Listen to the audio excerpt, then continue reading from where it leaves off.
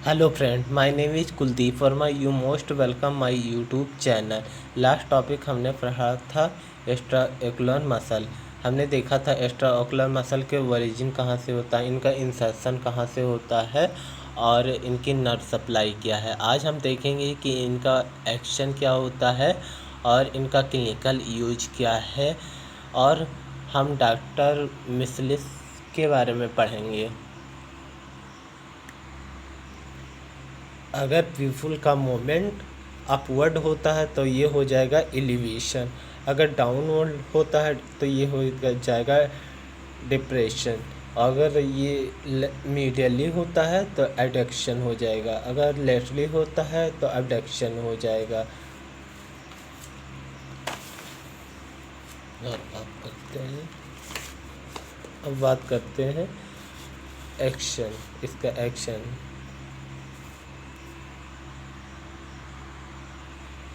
Superior rectus का action क्या होता है? एलिवेशन, एडक्शन और इंटॉर्शन। अब इसे हम डायग्राम द्वारा बताते हैं। तो पीपल का मोमेंट होगा अपवर्ड, तो ये देखो अपवर्ड जा रहा है तो ये हो जाएगा एलिवेशन। फिर एडक्शन, एडक्शन मतलब ये मिडली जाएगी, ये मिडली जा रही है। और फिर इंटॉर्शन, इंटॉर्शन मतलब क्लॉकवाइज जाएगी, क्लॉकवाइज जा रही है। फिर बात करते हैं इन्फीरियर रेक्टस का एक्शन क्या होता है। तो depression, adduction, extortion.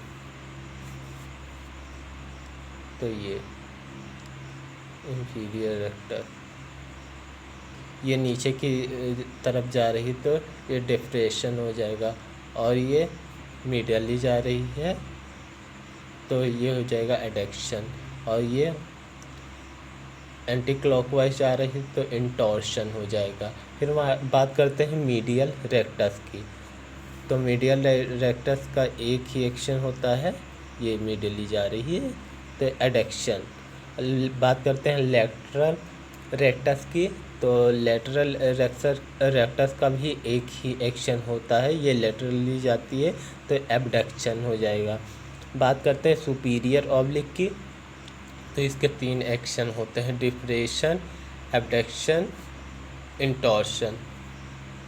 Superior oblique ये नीचे की तरफ जा रही है तो ये हो जाएगा डिप्रेशन, और ये लेटरली जा रही है तो ये एबडक्शन हो जाएगा, और ये क्लॉकवाइज जा रही है तो हो जाएगा इंटॉर्शन। अब बात करते हैं इन्फीरियर ऑब्लिक की। तो एलिवेशन, एबडक्शन, एक्सटॉर्शन। अब ये ऊपर की तरफ जा रहा है तो ये हो जाएगा एलिवेशन, और एबडक्शन ये लेटरली जा रहा है, और इंटॉर्शन, इंटॉर्शन मतलब हो जाएगा कि ये एंटी क्लॉकवाइज से जा रहा है। ये पूरा डायग्राम है। तो सुपीरियर रेक्टस के हमने बताया कि सुपीरियर रेक्टस का एक्शन 3 होता है, एलिवेशन, एबडक्शन, इंटॉर्शन। ये सुपीरियर ऑब्लिक। इन्फीरियर रेक्टस के भी 3 होते हैं, डिप्रेशन, एडक्शन, इंटॉर्शन। मीडियल रेक्टर मिडली जाती है, एडक्शन हो जाएगा। लेटरल रेक्टस लेटरली जाती है, एबडक्शन हो जाएगा। सुपीरियर ऑब्लिक के भी 3 हो जाएंगे, डिप्रेशन, एबडक्शन, इंटॉर्शन। और इन्फीरियर ऑब्लिक के भी 3 हो जाएंगे, एलिवेशन, एबडक्शन और एक्सटॉर्शन। अब हम बात करते हैं मोमेंट ऑफ आई बॉल। तो मोमेंट ऑफ आई बॉल 2 प्रकार के होते हैं, कॉन्जॉइटल मोमेंट, डिसकॉन्जॉइटल मोमेंट। तो कॉन्जॉइटल मोमेंट में यह both eyes move same direction, तो ये सेम डायरेक्शन में मूव करेंगी। और डिसकॉन्जॉइटल मोमेंट में ये both eyes move coverage, both eyes move opposite direction. तो कॉन्जॉइटल में सेम डायरेक्शन में मूव करेंगे, डिसकॉन्जॉइटल में अपोजिट डायरेक्शन में मूव करेंगे। अब बात करते हैं हम क्लिनिकल की। इसका क्लिनिकल है स्ट्राबिस्मस या squint deviation of eyeball in opposite side, जिसे हम हिंदी में भागापन भी कहते हैं। Unilateral paralysis of an individual muscle due to damage of it nerve supply may resulted in diplopia या डबल विजन। तो मसल पैरालिसिस नर्व इन्वॉल्व होने वाली इफेक्ट, तो इसमें लेटरल रेक्टस में मसल पैरालिसिस होती है तो क्या होगा, एब्डक्शन हो जाएगा, एब्डक्शन नर्व का इंजर्ड होगी और मीडियल इक्वेंट हो जाएगा। और मीडियल रेक्टस में ऑक्लोमोटर नर्व का इंजर्ड होगा तो लेटरल इक्वेंट हो जाएगा। अब हम बात करते हैं ऑप्थेल्मिक आर्टरी की। यह है पूरा डायग्राम ऑप्थेल्मिक आर्टरी का।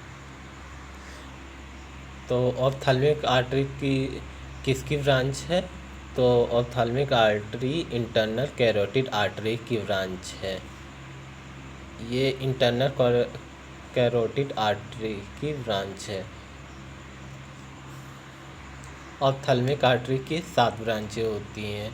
पहला हो जाएगा सेंट्रल आर्टरी ऑफ रेटिना, दूसरा हो जाएगा लेक्राइमल आर्टरी और इसका तीसरा हो जाएगा मेन ट्रंक से भी 5 ब्रांचें निकलती हैं, तो 5 इधर और 2 उधर 7 बन जाएंगे।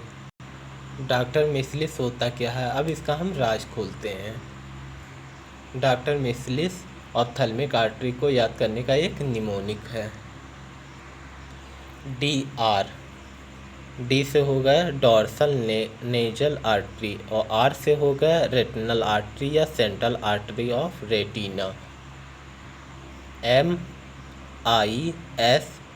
MISSLEC, एम से हो गया मस्कुलर ब्रांच, आई से हो गया इंटरनल पेरिफेरल ब्रांच या इसका कुछ बुक में इंटरनल दिए हैं, कुछ बुक में मीडियल पेरिफेरल ब्रांच दिए हुए हैं।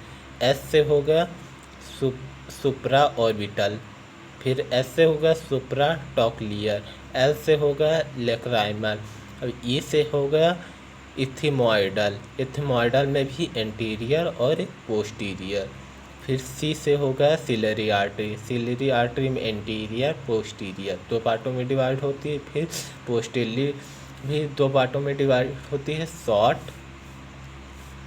और लॉन्ग। अब हम इसे डायग्राम द्वारा आपको बताते हैं।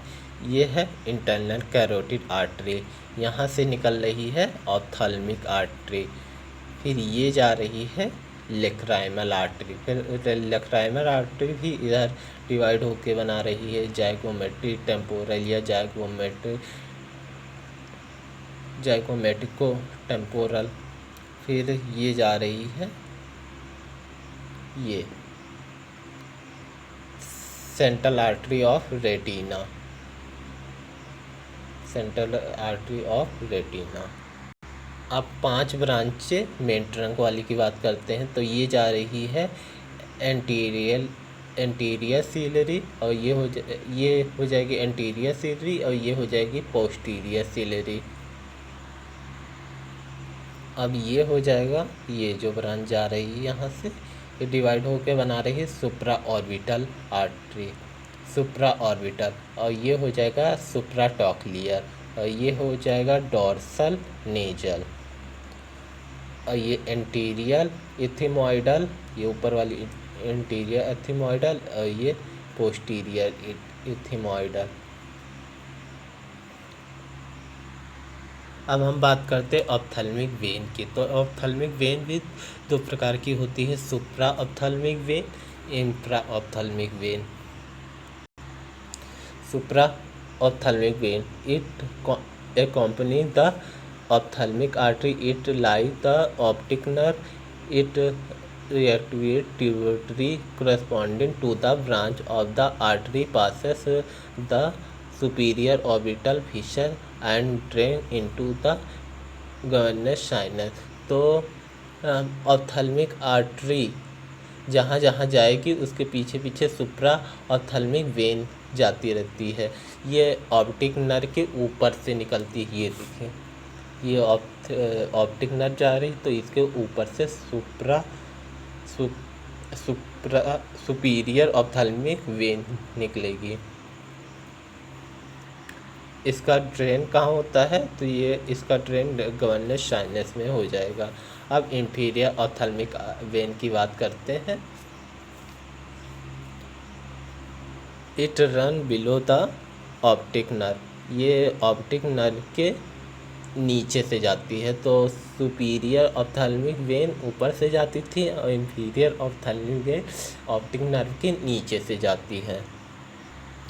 तो इसके ट्रिब्यूटरी क्या है? इंफीरियर ऑप्थेल्मिक वेन के ट्रिब्यूटरीज क्या हैं? तो इसके 3 ट्रिब्यूटरी हैं, lacrimal sacs, lower orbital muscle and eyeball. 3 tributary इसमें पाई जाती हैं। तो इनका ड्रेन कहाँ होता है? ये भी इनका ड्रेन भी गवर्नस साइनस में हो जाता है। Superior ophthalmic when and inferior ophthalmic when दोनों का ड्रेन गवर्नस साइनस में हो जाता है। तो ऑर्बिट में हमने अभी तक क्या क्या पढ़ा? हमने पढ़ा है एक्स्ट्रा ओकुलर मसल की ओरिजिन कहाँ से होती है, इंसर्शन कहाँ से होता है, इनका नर्व सप्लाई क्या है। आज हमने पढ़ लिया कि इनका एक्शन क्या होता है, क्लिनिकल यूज क्या है, एंड ऑप्थेल्मिक आर्टरी क्या होती है और ऑप्थेल्मिक वेन क्या होता है। अब हम लास्ट टॉपिक फिर अगले पार्ट में हम पढ़ेंगे nerves of the orbit, nerves of the orbit. इसके बाद हमारा ऑर्बिट पूरा कंप्लीट हो जाएगा। Please subscribe my YouTube channel. Thank you watching this video. Thank you so much.